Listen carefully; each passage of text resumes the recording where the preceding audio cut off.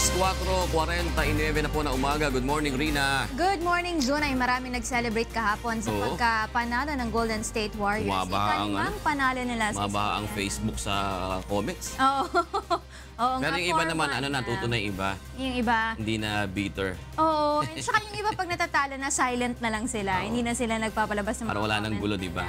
At dahil sa pagkapanalo nila, number 5 na rin sila. Number 4 tied with San Antonio Spurs sa team standings ng NBA history. Sa mga nagkampiyon. Oo, may kasi hawak. Pero unang Celtics dyan, pa rin, di ba? Celtics, 17. Lakers. Lakers, tapos Bulls. Tapos tayo na ang Golden Bulls, State, 6, di ba? tsaka San Antonio. Memorize mo, ah. Ilang natatandaan ko panahon na namin yun. Mga 90s yun. Tama, anim Diba? sila. Tatlong sunod-sunod, tapos nagpahinga, tapos tatlong sunod-sunod ulit. Oo, anim silang panalo. Okay, maganda umaga. Mga sangbahay, araw po ng Miyerkules, ika-14 ng Hunyo 2017. Sa ngalan po ni Kuya Daniel Razon, ako po si Jus Riao. At ako naman, si Rina Villamor Camara. Narito na po ang mga humahataw na balita.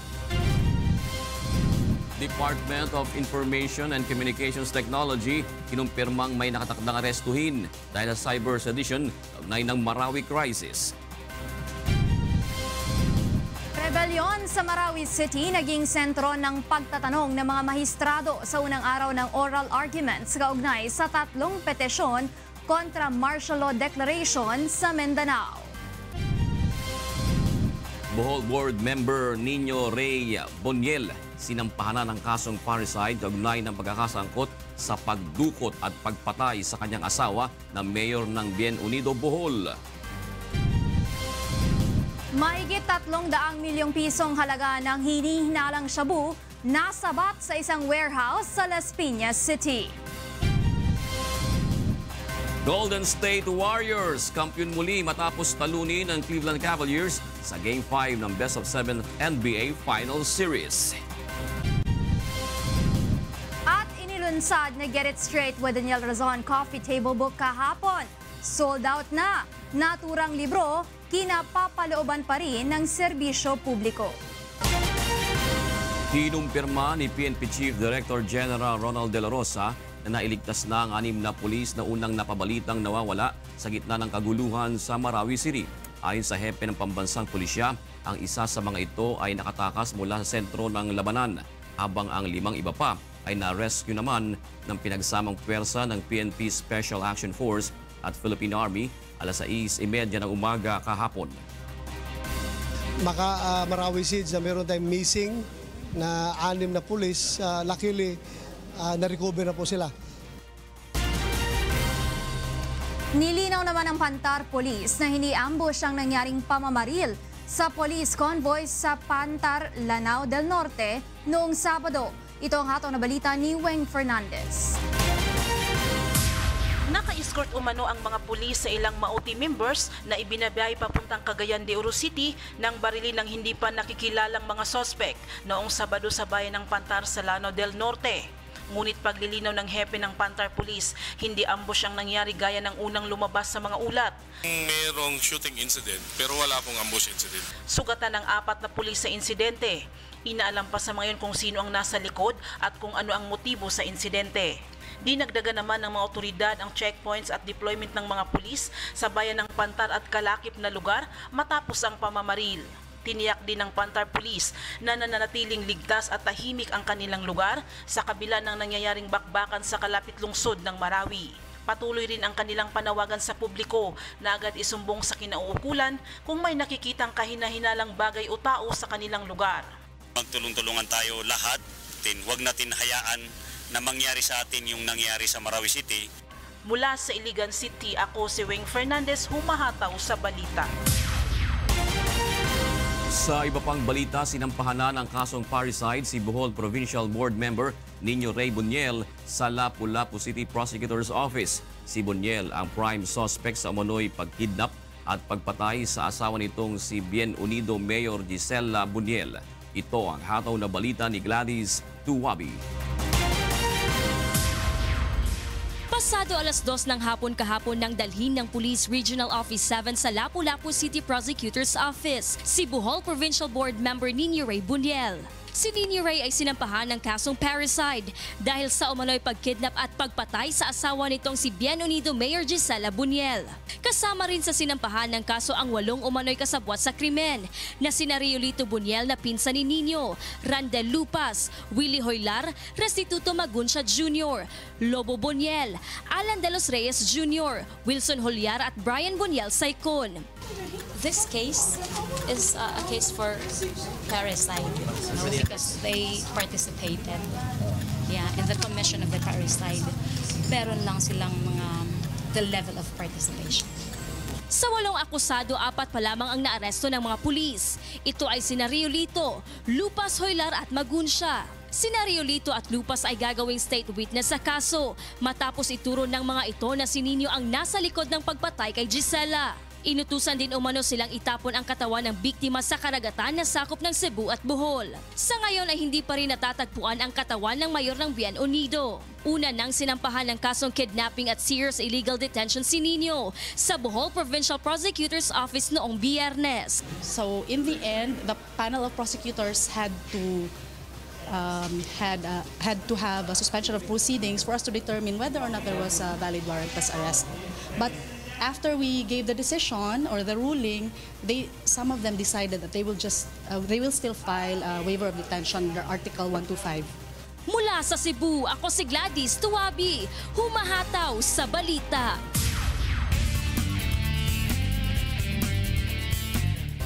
Na-recover ng Philippine National Police ang 72 kilo na hinihinalang shabu sa isang bodega sa Las Piñas City sa isinagawa ng mga itong raid kagabi. Tinatayang nagkakahalaga ng mahigit 300 milyong piso ang mga nakumpiskang iligal na droga. Para sa detalye, nasa linya ng komunikasyon si Reynante Ponte. Reynante, good morning. Yes, Rina, sa bisa nga ng search warrant na inilabas ng Executive Judge City of Manila, hinalugughog ng PNP Drug Enforcement Group, PDEA, mga tauhan ng Southern Police District at Highway Patrol Group ang isang bodega sa Tiong Quiao Street, Martinville Subdivision sa Las Piñas, bandang alas 10:30 kagabi. Target ng operasyon ng mga umano'y miyembro ng Lee Drug Syndicate sa pangunguna ng isang Mr. Lee alias Johnny. Hindi na aresto rin ng mga otoridad si Lee at 5 pang umano'y tauhan nito, ngunit nakuha sa bodega ang 72 pakete na may lamang hinihinalang shabu. Nakalagay ang mga ito sa styrofoam box na tinabunan ng mga isdang tuyo. Ang iba naman ay natagpuan sa ikatlong palapag ng warehouse na nakatago sa mga improvised sa mga makinarya. Bawat pakete ay may bigat na 1 kilo. Ayon kay PNP Chief Police Director General Ronald Bato de la Rosa, na dumating din sa lugar upang mag-inspeksyon. Galing pa ng Taiwan at China ang mga droga at ibinabagsak sa iba't ibang lugar sa Pilipinas. Apparently, meron silang downliner na taga Zamboanga. Yan yung nagpadala nitong mga bulad na ito, itong mga tuyo na ito, from Zamboanga. Baka ibalik yung bulad doon, may kasama na ang paipalaman na Cebu for distribution. So obvious na itong dumarating na Cebu, meron pa rin nakarating, di ba? Nagkalat pa rin. Meron nakakarating na Cebu is finished product na ito galing sa labas, China or Taiwan. Ayon sa PNP, tinuro ang bodega ng isa sa mga transporter ng grupo na naaresto noong nakaraang linggo sa Parañaque na si Cheng Teho Chan. Nasabat kay Chan ang 50 kilo ng shabu na nakalagay din sa styrofoam boxes na may tuyo sa ibabaw. Sa ngayon, Rina, ay pinaghahanap na ng PNP ang mga miyembro ng Lee Drug Syndicate na nasa bansa. Mula sa Las Piñas City, ako si Reynante Ponte, humahataw sa balita. Maraming salamat sa iyo, Reynante Ponte. Patay ang isang pedicab driver matapos barilin ng riding in tandem sa Barangay Batasan Hills, Quezon City. Ito ang hataw na balita ni Rajel Adora. Nakaupo umano sa gilid ng kalsada sa Barangay Batasan Hills, Quezon City ang isang lalaki nang bigla itong lapitan ng 2 lalaking sakay ng motorsiklo at pagbabarilin pasado alas 7 ng gabi. Nagawa pang dalhin ng mga residente sa pinakamalapit na ospital ang biktima, ngunit idineklara na itong dead on arrival ng mga doktor. Kinilala ang biktima na si Randy Mercado, 38 anyos, isang pedicab driver. Ayon sa magulang nito, dating gumagamit ng illegal na droga ang biktima. Ngunit huminto na noong kasagsagan ng Oplan Tokhang ng Philippine National Police. Basta ho ako umupot, hindi ako makakibo. Matutumba ako sa takot. Kita ko may motor. Wala, kung akin nakot, ako'y pumikit na. Sa sobrang takot ko. Sa ngayon ay inaalam pa ng otoridad ang pagkakakilanlan ng mga suspect at ang motibo sa nangyaring pamamaslang. Rajela Dora, humahataw sa balita. Nasunog ang isang residential area sa Pasay City kagabi. Nasa 40 pamilya ang nawala ng tahanan sa sunog na tumagal ng mahigit 5 oras. Mula sa Maynila, alamin natin ang iba pang detalye mula kay Asher Cadapan Jr. live. Asher, go ahead. Yes, Rina, pasado alas 9 kagabi nang magsimula nga ang sunog dito sa may residential area sa Tramo Street, Barangay 46. Ayon sa isa sa mga residente, posibleng sa bahay nila nagsimula ang sunog. Kwento nito, iniwan niya sandali ang kanyang 3 maliliit na anak sa kanilang bahay upang magtrabaho. Kandila lamang umano ang gamit sa kanilang bahay dahil wala silang kuryente. Nakalabas ng bahay ang 8 taon at 2 taong gulang niyang anak nang magsimula ang sunog, ngunit naiwan naman ang 5 buwang sanggol. Nagtawag lang po ako ng jeep eh. Pagbalik po namin, gano'n na. Napansin po na asawa ko, umaapoy. Sabi, baka raw po sa amin.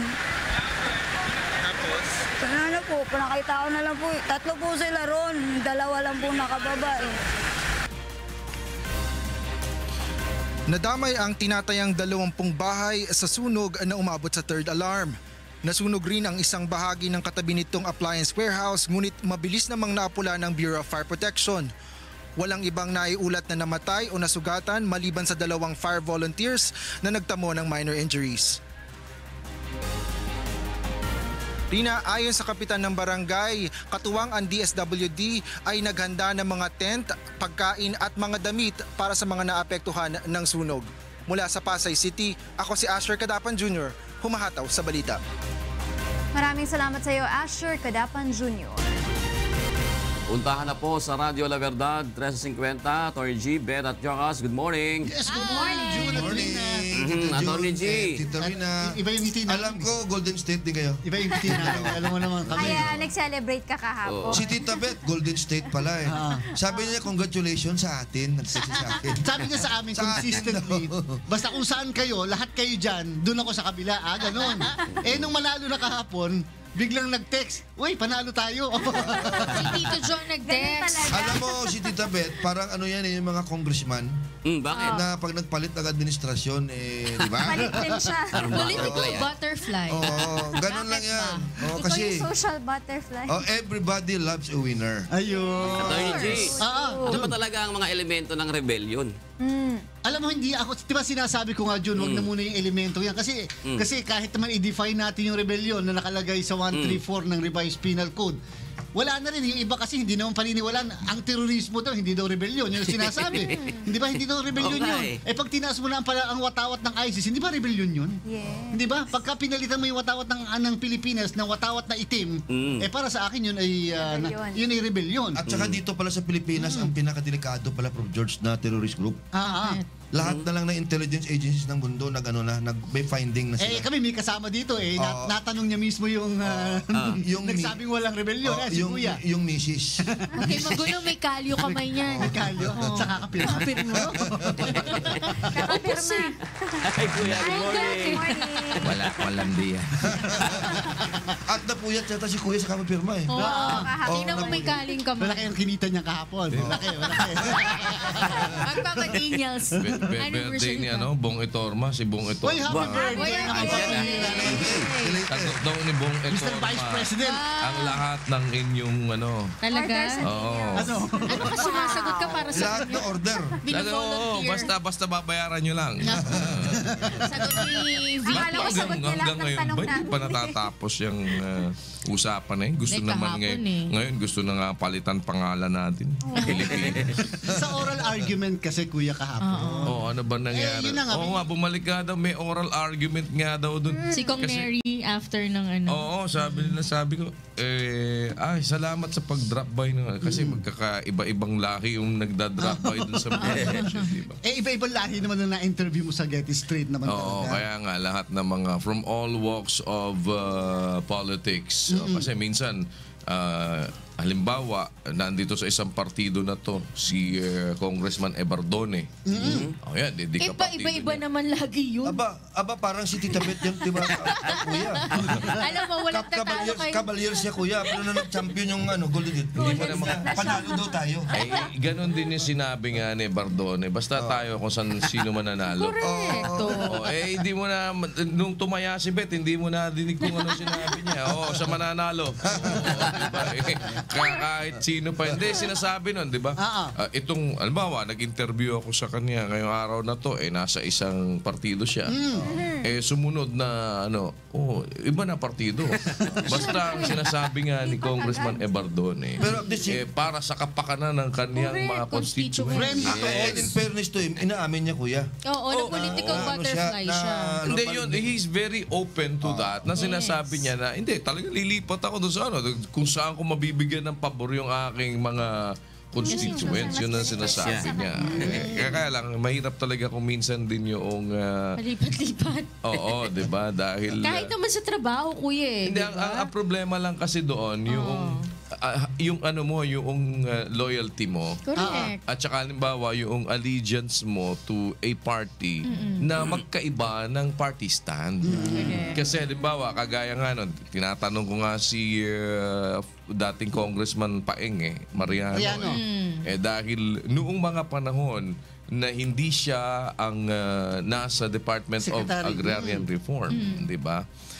Yung mga policies na nandoon, tinututulan nila.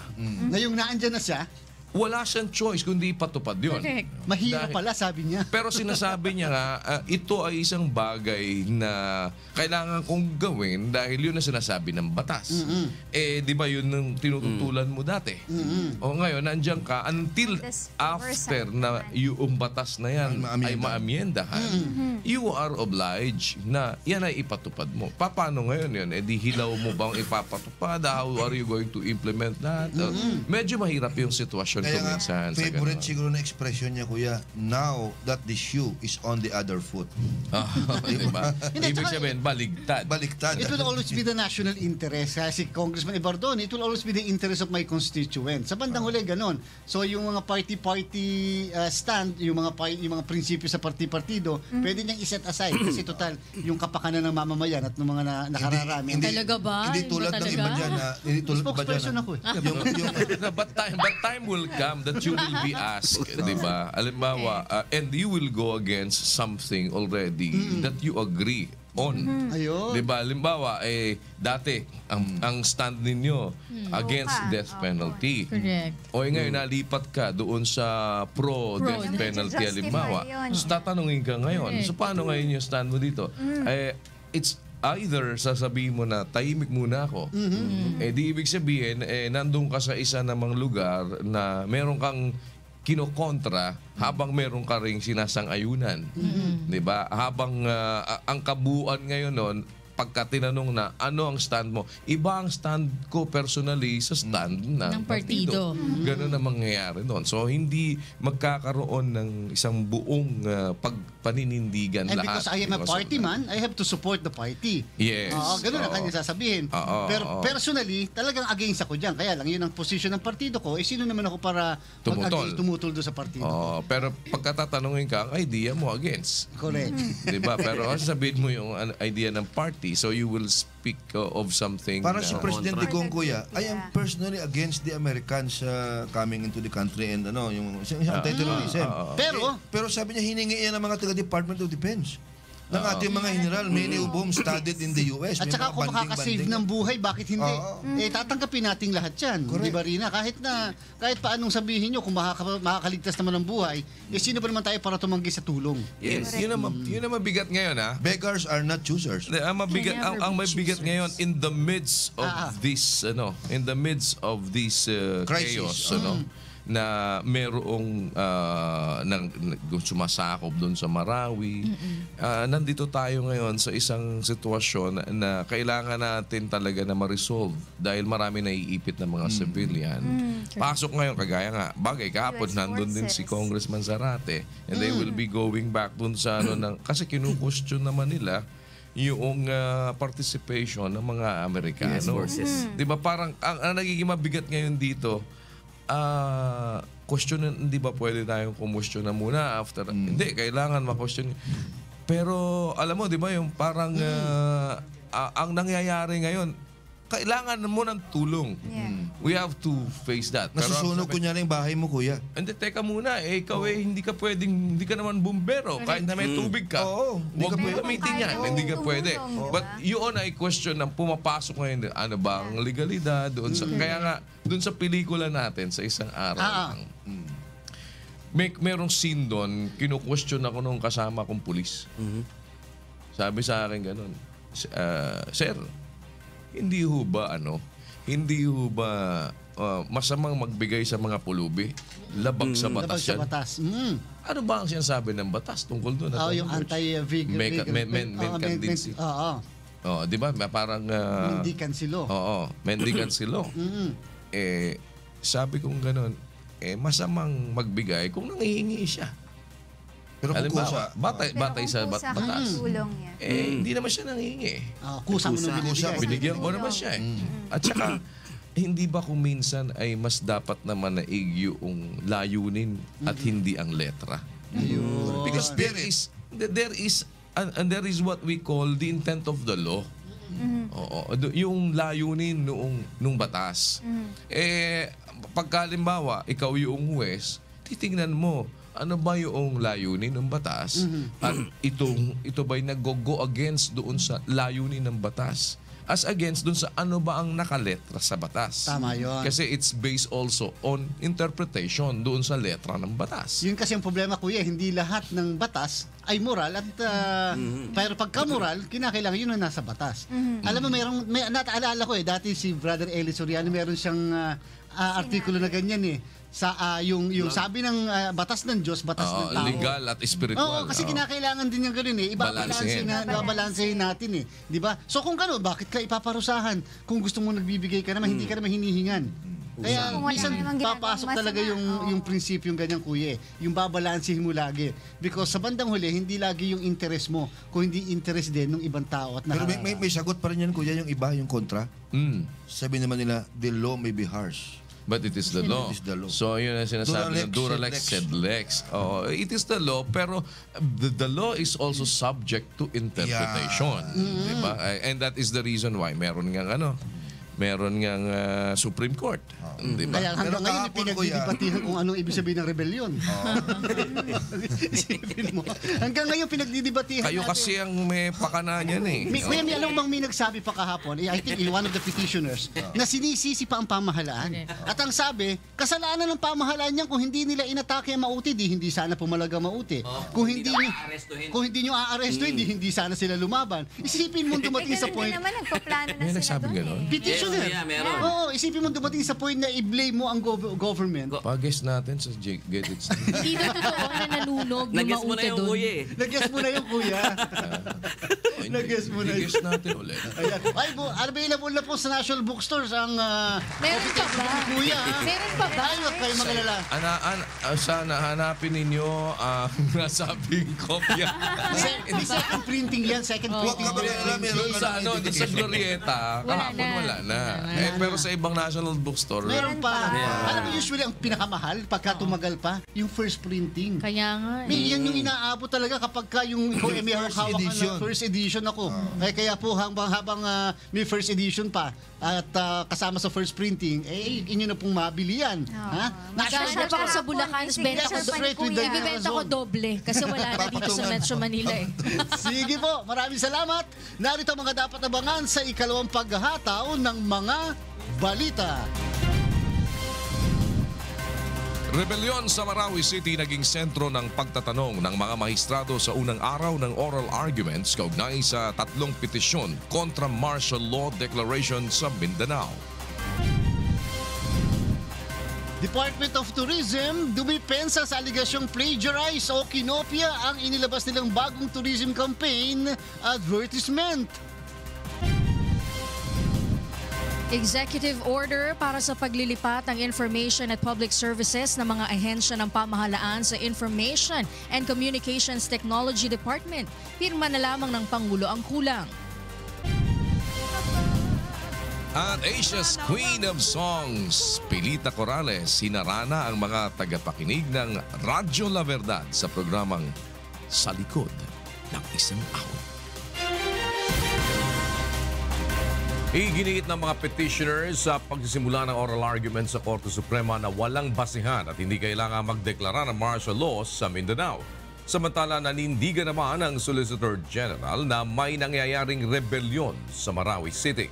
Ito ang hataw na balita ni Roderick Mendoza. Sinimula na kahapon ng Supreme Court ang pagdinig sa 3 petisyon kontra martial law sa Mindanao. Nanindigan ang mga petitioner na walang basehan at hindi kailangan ang batas militar upang tugunan ang krisis sa Marawi City. Ayon kay Congressman Ed Silagman, mali-mali ang mga ulat tungkol sa insidente na pinagbatayan ni Pangulong Rodrigo Duterte. Gaya na lamang halimbawa ng pamumugot sa hepe ng pulisya ng Malabang Lanao del Sur na kinalaunan ay nagpakita at nagpa-interview pa sa media. It is important to underscore that many of the factual assertions in the proclamation and report turn out to be inaccurate, false, contrived, and or hyperbolic. Walaan nilang rebelyon kundi pinoproteksyonan lamang ng mga maute ang Abu Sayyaf leader na si Isnilon Hapilon. Kahit paan nila ipagpalagay na may rebelyon sa Marawi, hindi ito sapat na dahilan upang isailalim sa batas militar ang buong Mindanao. The petitioners do not intend to dilute the violence and terror that exists in Marawi or the gallant sacrifices of our soldiers and police officers in the field. We assert, however, that military might can be exercised without the imposition of martial law or the suspension of the privilege of the writ of habeas corpus. Pero ayon kay Solicitor General Jose Calida, malinaw na may rebelyong nagaganap sa Marawi City. 4 na grupo na anya ng mga rebelde at terorista ang nagsanib puwersa upang magtatag ng probinsya ng ISIS sa Mindanao. Sino bang Pilipino hindi naniniwala na may rebellion ngayon? Sinusuplant na nila yung allegiance ng kababayan natin. Dinideprive nila yung Pangulo natin sa mga prerogatives as Commander-in-Chief and President. Paliwanag pa ni Calida, hindi lamang sa Marawi nakakalat ang mga kasapi ng mga rebelde at teroristang grupo kaya't dapat isailalim sa martial law ang buong Mindanao.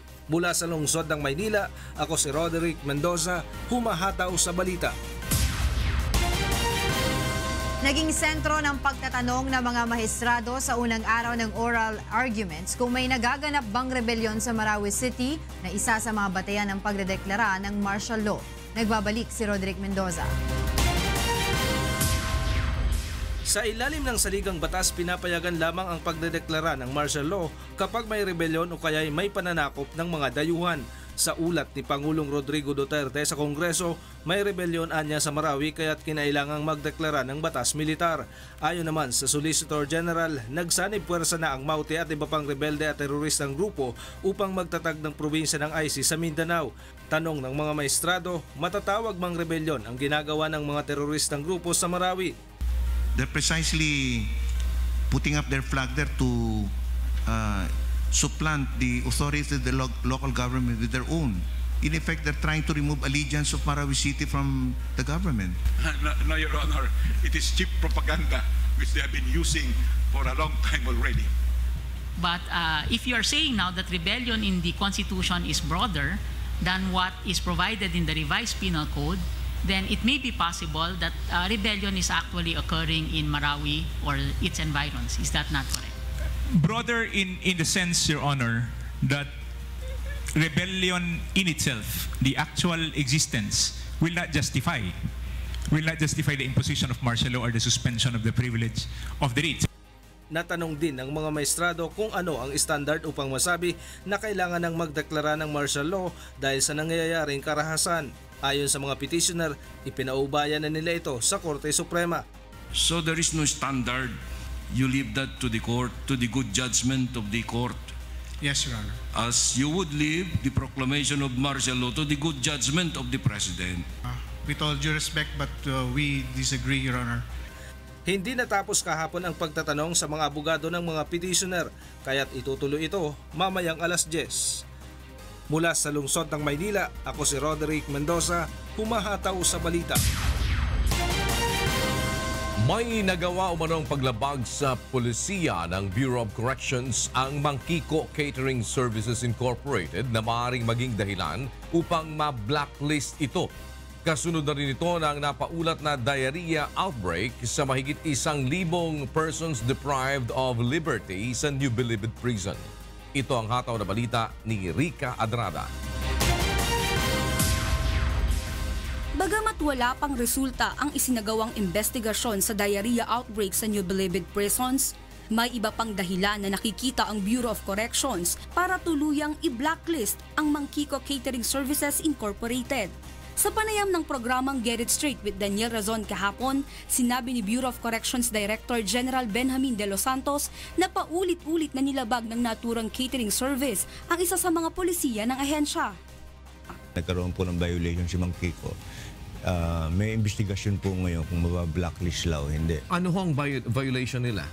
Nagkaroon po ng menu substitution na hindi aprobado ng komite. Yung sinasabi kong Food Committee and Inspection. Okay. Hindi permado, hindi aprobado. Sa mahigit 1 dekada, ang catering service na ito ang nagsusupply ng pagkain sa New Bilibid Prisons. Ito lang umano ang may kakayahang tugunan ang pangangailangan sa dami ng pagkaing nakapaloob sa terms of reference. Dati, inaprubahan mismo ng nakaraang administrasyon, nakaraang Secretary of Justice, yung TOR na 50% of the single largest contract. 50%. Wala akong makalaban. Kundi nga itong si Mangkiko. Ngunit dahil sa diarrhea outbreak at ilang paglabag ng caterer, nagdesisyon ng ahensyang maghanap ng panibagong supplier ng pagkain. Binago rin nila ang terms of reference sa bidding process upang mas maraming kumpanya ang mag-qualify. Are you changing your terms of reference? Ngayon po, ginawa namin 25%. Okay. So napalitan na? Opo. Ito yung bagong proseso ngayon. Na bagong bidding process. Ginawa namin 25 tapos by lot.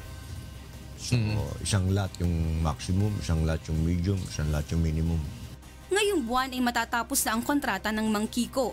At kung walang qualified na pumalit dito, ay mapipilitan ng Bucor na magkaroon ng negotiated procurement process o sila na ang maghahanda ng pagkain para sa mga preso. We have an option of self-administration. May mga kolonya po kami na may livestock, vegetables, may rice granary. Sir, mas matabaho yung mga PDL natin nung walang catering. Samantala, nagsampa na rin ng reklamo sa Office of the Ombudsman ang Mangkiko Catering Services laban sa pinuno ng Bids and Rewards Committee ng Bucor dahil umano sa ilang irregularidad sa bidding process. Yung kanyang pag-disregard noon pong single largest contract. Kahit po hindi kwalipikado na bidder, pinalusot niya. Sa tingin po namin, ito na po yung simula na kailangang malapatan na po ng katarungan at matigilan na yung panyuyurak po sa aming karapatan. Inihahanda din ng kumpanya ang mga kasong isasampa laban sa ilang opisyal ng Bucor. Para sa Get It Straight with Daniel Razon, Rica Adrada, humahataw sa balita. Pirma na lamang ni Pangulong Rodrigo Duterte ang kulang sa executive order na mag-aatas sa mga government agency na ilipat ang kanilang information at public services sa Department of Information and Communications Technology. Ito ang hataw na balita ni Rosalie Coz. Inihayag ni Information and Communications Technology Secretary Rodolfo Sala Lima na malapit ng lagdaan ni Pangulong Rodrigo Duterte ang executive order na maglulunsad sa isang national government portal. Layo nitong atasan ng mga ahensya ng pamahalaang isalin ang kanilang impormasyon at public services sa DICT upang maging isang one-stop shop na lang ang lahat ng online government services. The people can avail of the online services of the various agencies of the government, like po ng NBI, like po yung Statistics Office natin, Una nang nakapagbigay ng impormasyon ang Bureau of Internal Revenue at sa loob ng 6 na buwan, inaasahan ng DICT na nailipat na ng ibang government agencies ang kanilang information at public services. Samantala, inihayag din ng DICT na mayroong hanggang September 16 ang mga telecommunication company upang pag-ibayuhin ang kanilang serbisyo sa internet. Nag-aanyaya na rin ang pamahalaan ng malaking telecom company sa labas ng bansa. Sabi ko, get a third-party operator with a big local component and a very big partner from abroad because they have to have deep packets to compete with the duopoly. So, open po tayo. Upang masagawa ito, pinamamadali rin ang proseso sa pagtatayo ng karagdagang cell sites. Other local government agencies has to act on the permits ng mga telcos for the purpose of installing and operating these services. Mula sa Malacanang, ako si Rosa Licoz, humahataw sa balita. Inulan ng batikos ang kalalabas lang na tourism campaign video ng Department of Tourism dahil sa umunoy malaking pagkakahawig nito sa campaign ad ng South Africa noong 2014. Nanindigan naman ang kagawaran na hindi ito kinopya sa ibang bansa. Ito ang hataw na balita ni Joyce Balancio.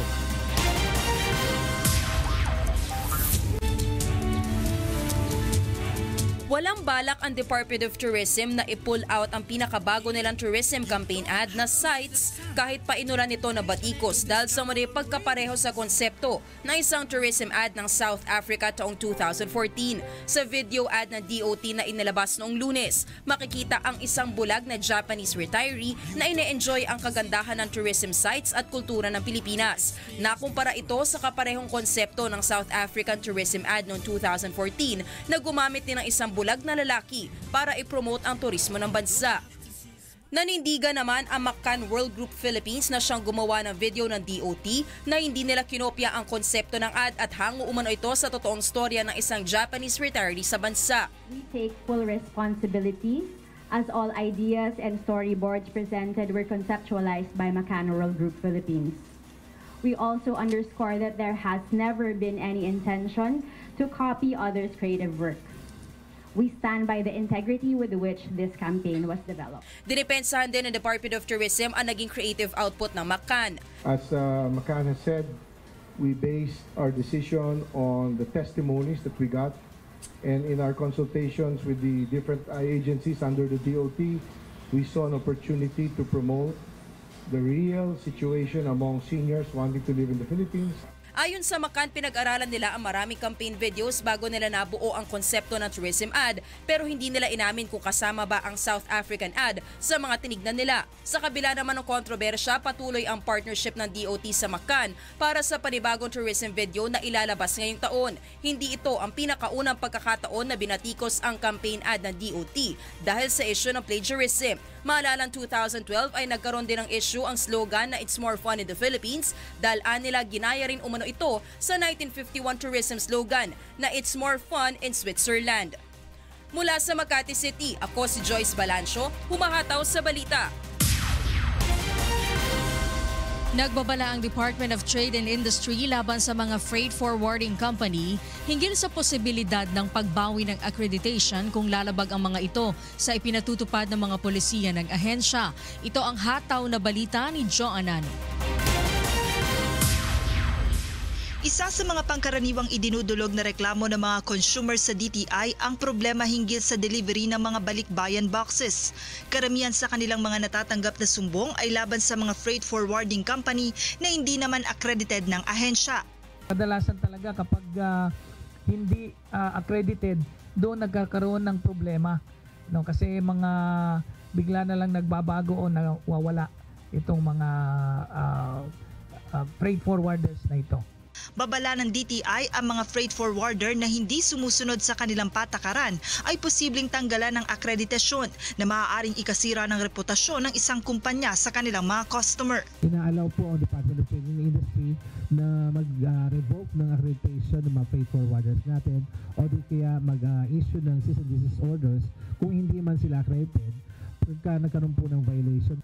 Sa ilalim ng polisiya ng DTI, ang mga items gaya ng pagkain, sapatos, bag, damit, pabango at iba pang mga kahalintulad nito ang maaari lamang ipadala sa pamamagitan ng balikbayan boxes. Ngunit kinakailangan nasa makatwirang dami lamang ang mga ito at hindi bulto para ibenta at gawing negosyo.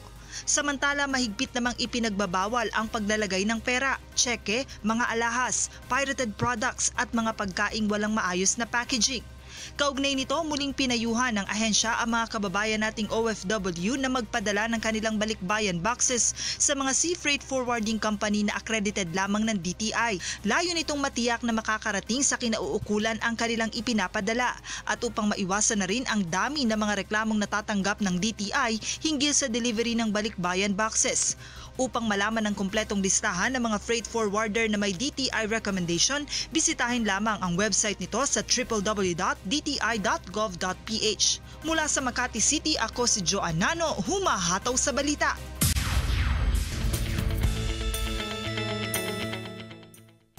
Inihayag ng isang eksperto ang health benefits na makukuha sa halamang apatot o mas kilala sa tawag na Philnoni. Ito ang hatol na balita ni Mirasol Abogadil.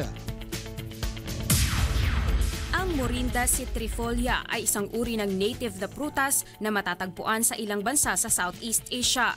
Dito sa Pilipinas ay laganap na rin ang mga puno nito dahil mas adaptable ito sa ating klima at uri ng lupa. Isa sa mga nakatuklas ng pambihirang prutas na ito ay ang dating propesor ng University of the Philippines Los Baños at dating chief ng United Nations Service for Agricultural Education and Extension na si Dr. Tito Contado. Ayon kay Dr. Contado, hindi mahirap na paramihin ang mga puno ng apatot o mas kilala sa noni dito sa Pilipinas.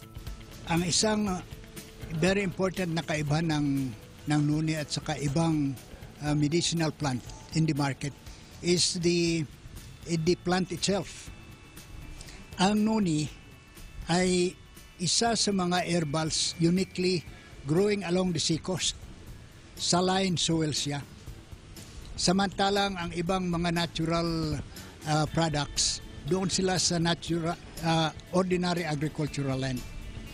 Ikadalawa, yung noni product natin ay galing sa whole fruit with plenty of seeds.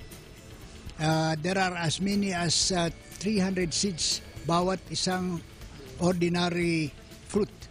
Ang malapad at makintab na berdeng dahon ng noni ay may nutraceuticals na napatunayan ng epektibo. Ang noni fruit naman o bunga nito ang may mas mabisang sangkap na nakagagaling na may taglay na 150 nutraceuticals, 9 amino acids at 12 non-essential amino acid. Ilan sa nadiskubring benepisyo sa pag-inom ng Philnoni juice ay healthy weight loss, increased energy, younger-looking skin, at nakapipigil sa degenerative diseases gaya ng cancer, Alzheimer's disease, arthritis, diabetes at atherosclerosis. Yung noni juice natin galing sa what you call as biotic process of extraction, which is fermentation. Walang added or walang subtracted na materials dyan sa noni natin. Nire-regulate din ito ang blood pressure, maging ang pagtulog at mood cycle ng melatonin at serotonin at iba pang ibang benepisyo. Samantala, para mas maging epektibo ang Philnoni juice, sinangkapan ito ng stevia o stevia rebaudiana na mas kilala sa merkado na sweet and fit. Dalawa kasing good products ang pinagsama. Parehong ang benefits niya ay about health. So we are so excited na ang effect nito ay maging mas maganda para sa ating mga kapwa Pilipino. Ang stevia ay zero glycemic index, 0 calorie at may katumbas na 100 hanggang 3 beses na matamis kumpara sa asukal. Malaking tulong para sa bawat tao na dahil sa kakulangan ng mga nutrients sa kinakain natin araw-araw, napunan natin ng mga natural supplements na subok na siya. Kaya ini-encourage ko ang ating mga kababayan na subukan ng Philnoni, Constevia at makikita nila hindi matagal makita yung effect. Ang Philnoni ay BFAD approved, habang ang halaman nito ay itinuturing na ligtas ng US Food and Drug Administration at ng US Department of Agriculture. Ako si Mirasol Abugadil, humahataw sa balita. Pinangunahan ni PNP Chief Director General Ronald Bato de la Rosa ang paglulunsad ng PNP Mission Slim Possible kahapon sa Camp Crame. Layunin nito na obligahin ang mga overweight na pulis na magbawas ng timbang. Ayon kay General de la Rosa, mismong siya ay magbabawas din ng timbang upang maging halimbawa sa hanay ng pulisya. Tatagal ng 6 na buwan ang programang ito ng mga pulis. Tsaka maiwasan na yung kaso ng pulis na bedridden dahil sa diabetes, dahil sa high blood, dahil sa cholesterol. Maraming kaso ang pulis na gano'n napabayaan yung health. Number 1, iwasan yung matatamis. Umiwas na kayo sa soft drinks, umiwas na kayo sa cake, sa ice cream, umiwas na rin sa taba. Yung litson, iwasan nyo. I will go for maybe no rice. No rice. No rice, fish and vegetables. I-try ko yan. Kung makaya kung makaya lang.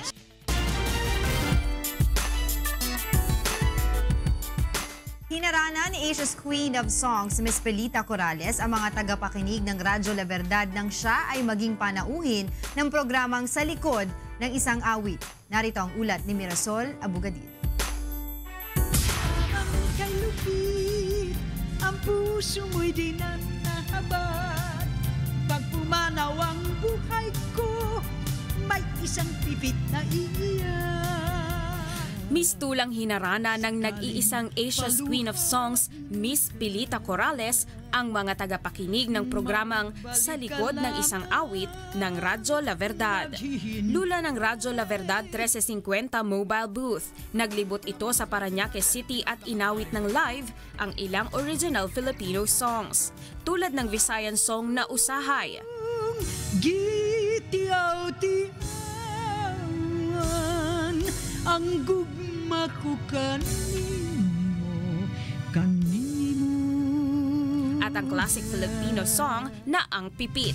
May pumukol sa pipit sa sanga ng isang kahoy.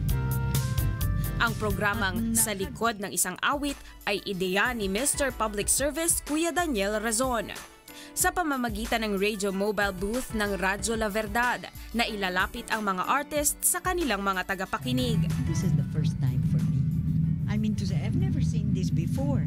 Talaga naman, it's such a nice idea. You go instead of the artist going to your radio program. No? So talagang tuwan-tuwa ako.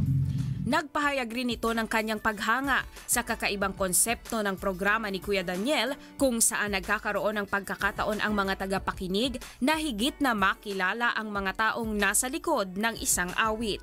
That is nice, this program, because it goes beyond the song. Before the song, why the reason of the song. First time lang merong ganyang program. Usually they ask you, and whenever they interview you, you always forget the composer, which is so important. Mapakikinggan ang programang Sa Likod ng Isang Awit sa Radyo La Verdad 1350 tuwing Lunes hanggang Biyernes, alas 12 ng tanghali hanggang 1:00 ng hapon. Di na kaya pang lumipad. At ang nangyari ay ako si Mirasol Abugadil, humahataw sa balita. Para sa mga karagdagang balita, bumisita lamang sa aming website na untvweb.com. Narito naman ang mga dapat abangan sa ikatlong pagkataon ng mga balita. Dagdag na mapagkukunan ng tubig para sa Metro Manila, pinaplano na ng Metropolitan Water Works and Sewerage System o MWSS. Golden State Warriors kampiyon muli matapos na talunin ng Cleveland Cavaliers sa Game 5 ng Best of 7 NBA Final Series. DOJ Justice Boosters nangakong babawi mula sa 2 sunod na pagkatalo upang makapasok sa playoffs ng UNTV Cup Executive Face-Off. halos 700 residente ng San Mateo, Rizal na tulungan sa libreng medical mission ng UNTV at Members Church of God International. At inilunsad na Get It Straight with Daniel Razon Coffee Table Book sa National Bookstore Glorieta kahapon, sold out na. Naturang libro, kinapapalooban pa rin ng serbisyo publiko. Narito na po ang ikatlong paghataw ng mga balita. Dagdag na mapagkukunan ng tubig para sa Metro Manila. Pinaplano na ng Metropolitan Water Works and Sewerage System o MWSS. Golden State Warriors kampiyon muli matapos talunin ng Cleveland Cavaliers sa Game 5 ng Best of 7 NBA Final Series. DOJ Justice Boosters nangakong babawi muli sa dalawang pagkatalong magkasunod upang makapasok sa playoffs ng UNTV Cup Executive Face-Off. Halos 700 residente ng San Mateo, Rizal na tulungan sa libreng medical mission ng UNTV at Members Church of God International.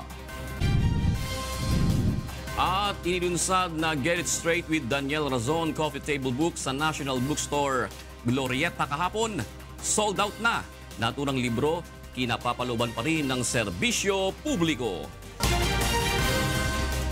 Sa detalye po ng mga balita, may plano na ang pamahalaan para sa posibleng mapagkunan pa ng dagdag na supply ng tubig para sa Metro Manila.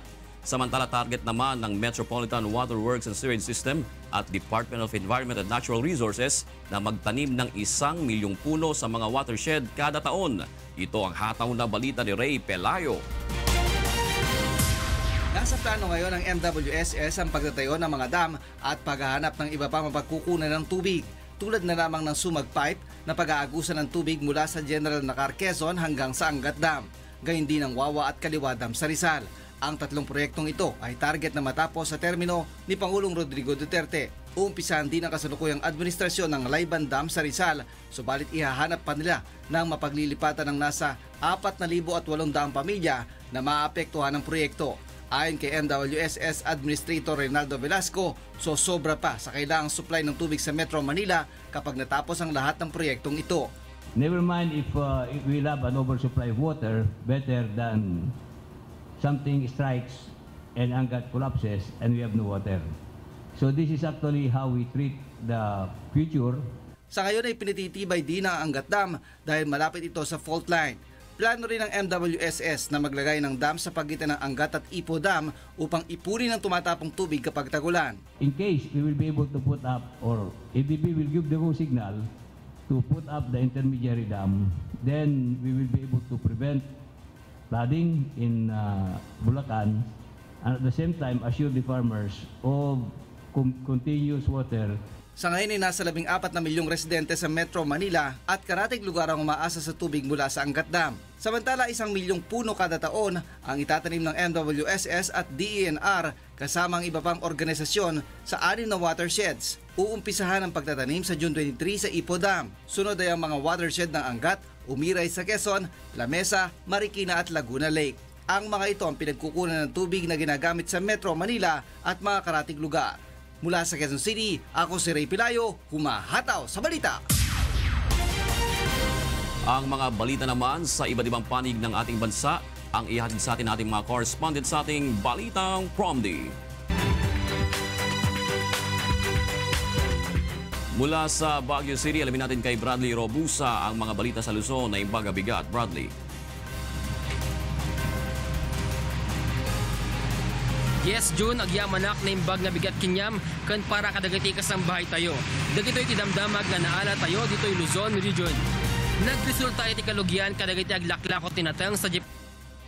By sa Domingo iti napalabas, talpasan nga na-implementar iti lokal na gobyerno tila Trinidad, dati polisiya nga mga iparit na parking dagiti truck tinatang sa kilometer 5 sa Sango Trading Post.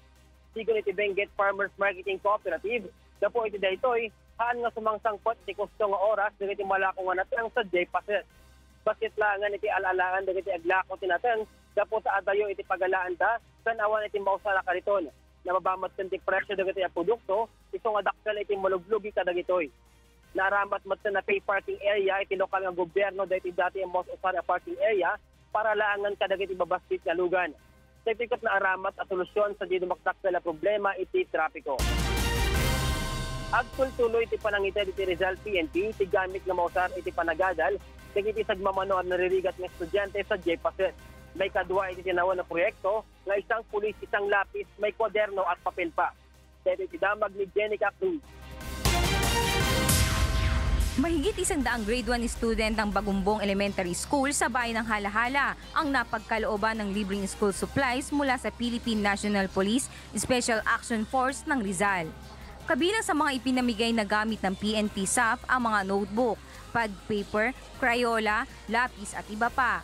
Bahagi ito ng taunang programa ng Rizal PNP na isang pulis, isang lapis, may kwaderno at papel pa, na layong makatulong sa mga mahihirap na estudyante sa probinsya.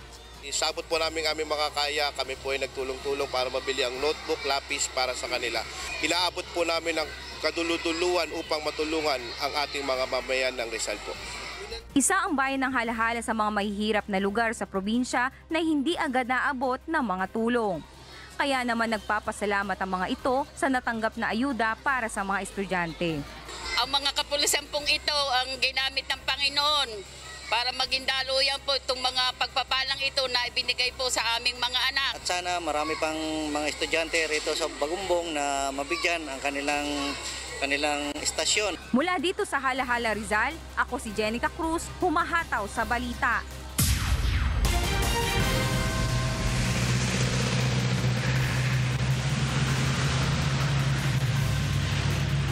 Kita ti damdamag nga naala tayo dito'y Luzon Region, manipod dito'y Baguio City, ag Sublikinyam Jun.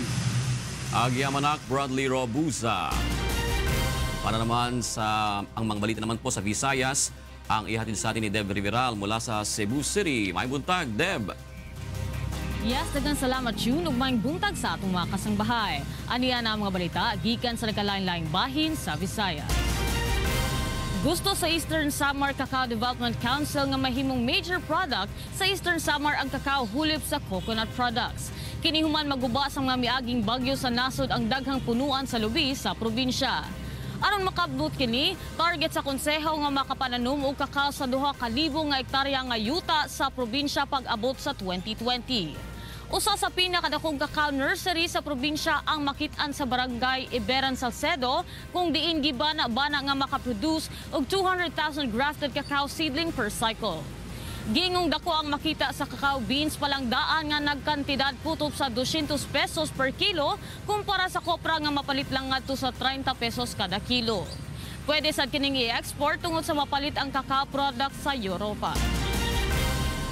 Sa laing bahin, posible nga maka-export na og pinya sa nasod sa South Korea ang Ormoc Leyte sugod karong tuiga.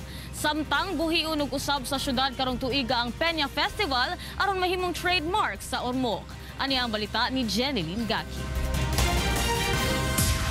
Gin-i-estudyohan nahan lokal nga panggobernuhan han Ormoc ang posible nga pag-export han ira Queen Pineapple product sa nasudhan Korea yana nga tuig. Sumalakan Ormoc City Mayor Richard Gomez, may pipira nga nasud ang nagpakita in interes para ang ira pinya pero ang nasud gudla nga Korea ang bumisita ha lugar nga nakipagsumpayan na irahin personal may tungod hini.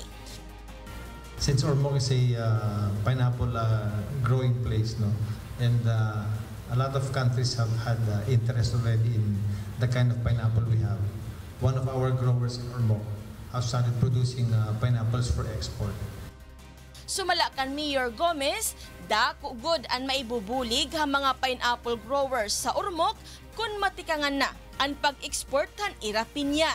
Plano gihapan lokal nga panggobyernuhan nga magtindog quarantine area syudad para masiguro ang hataas nga kalidadhan ira mga produkto. Depende sa need ng market, no. So this one sa Korea siya on a regular basis naglalabas sila at least mga 3 containers every month. So kailangan mabilis yung pag-process ng documentation with regards to quarantine. Samtang, tungod kilala ang Piña Ormoc City, napili ang syudad nga otro buhion ang Piña Festival nga natikangan haton 2002. Pagbubuhaton iniya na nga June 25. Tika nga Ormoc City. Jenin Gakit, humahataw sa balita. O kana ang mga balita nga atong nakuha dinhi sa rehiyon sa Kabisayan. Gikan dinhi sa Cebu City, balik din ha sa inyo June. Daghang salamat, Deb Riveral. At mula naman po sa Zamboanga City, makibalita tayo kay Dante Amento. Buenos dias, Dante. Muchas gracias, June. Buenos dias, magakasangbahay. Takiel maganutisya na rehiyon de Mindanao. Ya recibi mag-aminaso del posible atake del Lawless Armed Group na Zamboanga Peninsula el Police Regional Office 9.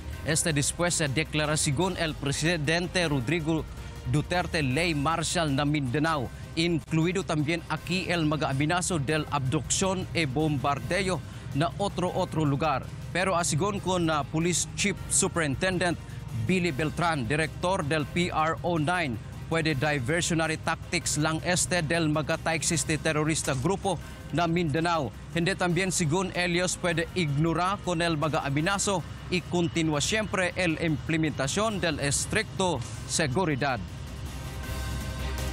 So we are always at the highest level ng alert dito sa Zamboanga Peninsula.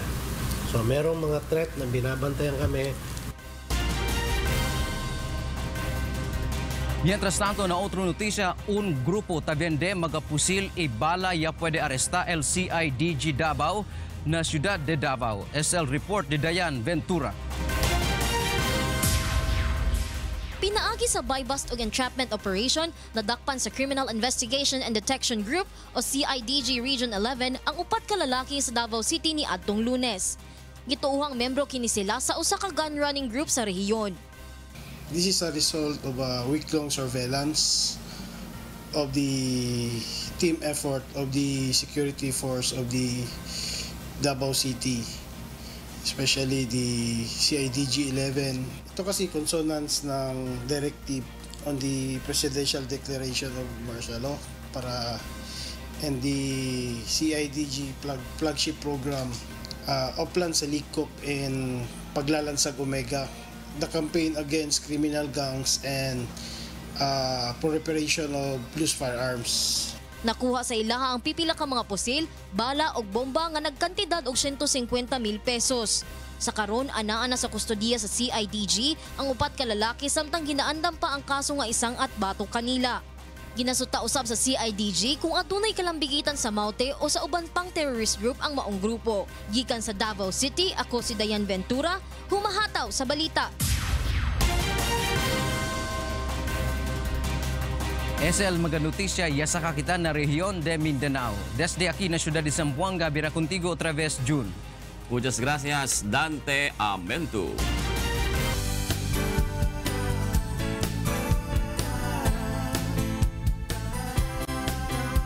Umabot sa halos 700 residente sa isang barangay sa San Mateo, Rizal ang natulungan sa iba't ibang serbisyo publiko natin ng UNTV at Members Church of God International.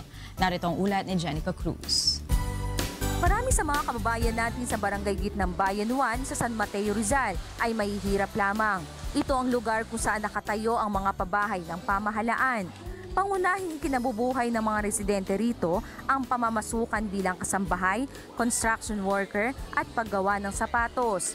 Kaya lubos na ikinatuwa ng mga taga rito nang mabalitaan ang pagsasagawa ng libreng medical mission ng UNTV at Members Church of God International sa pakikipagtulungan ng lokal na pamahalaan ng Gitnang Bayan 1. Kagaya ni Mang Teodoro na nanggaling pa sa malayong lugar, kasama ang ilang mga kamag-anak at kaibigan upang samantalahin ang libreng medical mission.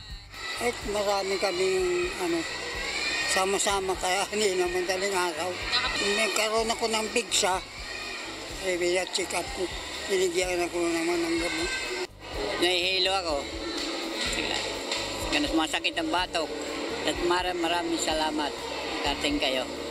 Umabot sa halos 700 residente ang napaglingkuran sa iba't ibang medical services. Mayroon ding nakapagpabunot ng ngipin, nakapagpakonsulta sa mata at nabigyan ng libreng salamin.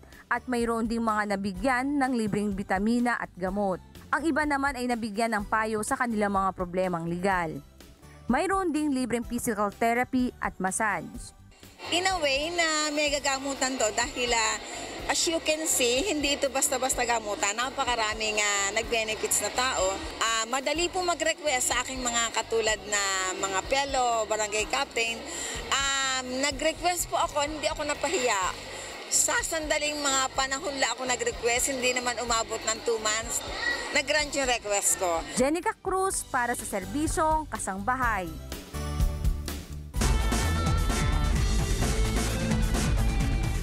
Nabawi ng Golden State Warriors sa Cleveland Cavaliers ang kampiyonato sa 2017 NBA Finals kahapon. Ito ang hataw na balita ni Randel Umipig. Hindi na napigilan ng Cleveland Cavaliers ang bangis ng Golden State Warriors sa Game 5 ng Best of 7 NBA Final Series. Nakuha ng Warriors ang ikalawang NBA title nito sa loob ng 3 season matapos talunin ng Cavaliers sa score na 129-120. Pinangunahan ang koponan ng Hamptons 5 lineup ni Kevin Durant, Steph Curry, Draymond Green, Andre Iguodala at Klay Thompson. Incredible high-level basketball out there, and so congrats to them on a great season. Obviously, we were heartbroken last year, and but this year was our turn. Ang bagong miyembro ng Golden State Warriors na si KD ang itinanghal na Finals MVP matapos makapagtala ng 39 points. 34 points naman ang nagawa ni Curry, habang nakatulong din ang 12 rebounds at 5 assists ni Green upang makuha ang kampyonato. We did it together, man. We call us a super team, but there's been a lot of super teams that hasn't worked, and we came together and we continue to just believe in each other, and we sacrificed, and we champs now. 41 points naman ang nagawa ni LeBron James ng Cavs, habang nakapagbuslo naman ng 26 na puntos si Kyrie Irving. Ngunit hindi pa rin sumapat ang kanilang puwersa kontra sa Warriors. We left everything on the floor and it still wasn't enough. They assembled a great team. We was able to get them last year and they did a good job. Binati naman ni Cavs coach Ty Lue ang Golden State sa kanilang panalo at umaasa itong muling makakabalik ang kanilang koponan sa finals sa susunod na season. Mula rito sa San Francisco, California, USA, ako si Randy Lumipig, humahataw sa balita.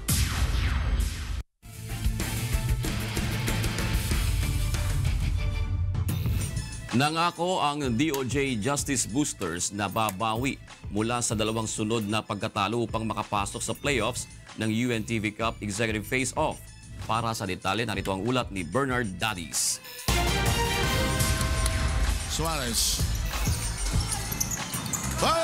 Matapos ang 2 magkasunod na panalo sa pagsisimula ng UNTV Cup Executive Face-Off noong Mayo, 2 magkasunod na pagkatalo naman ang natikman ng DOJ Justice Boosters sa huli nilang laban nitong Hunyo.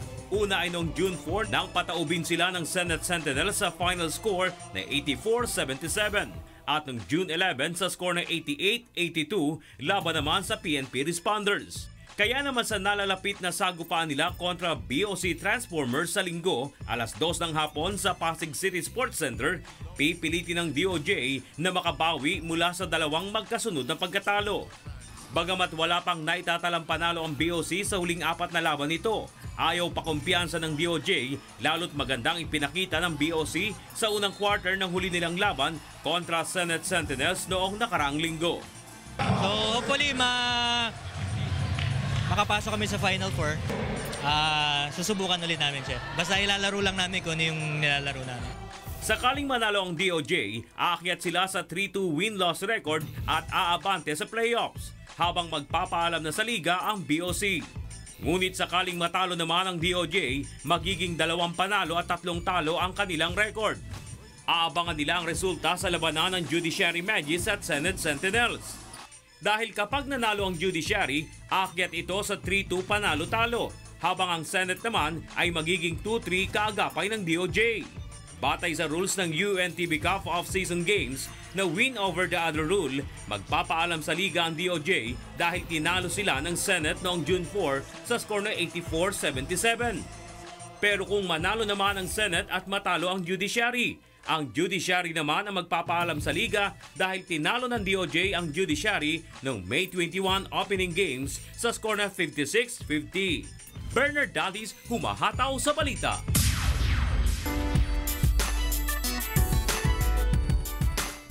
Inilunsad na kahapon na ikalawang coffee table book ni Kuya Daniel Razon. At gaya ng dati, may hatid na serbisyo publiko ang proyektong ito. Narito ang report ni Monokson.